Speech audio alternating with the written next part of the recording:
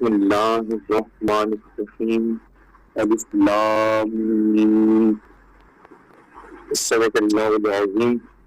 اللہم صلی وسلم دائما ابدا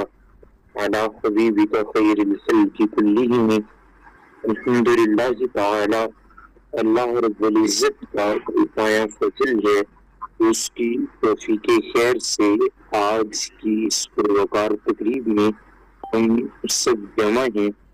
آج کی گفتگو کا عنوان جیسا کہ آپ سب احباب کو بتایا گیا کہ جو کلام صوفیہ ہے اس میں مرموز اور اشارات کے حوالے سے گفتگو ہونی ہے، اس کی رمزیت کیا ہے اور اس میں جو معنی افہیمی ہے یہ کیا ہے۔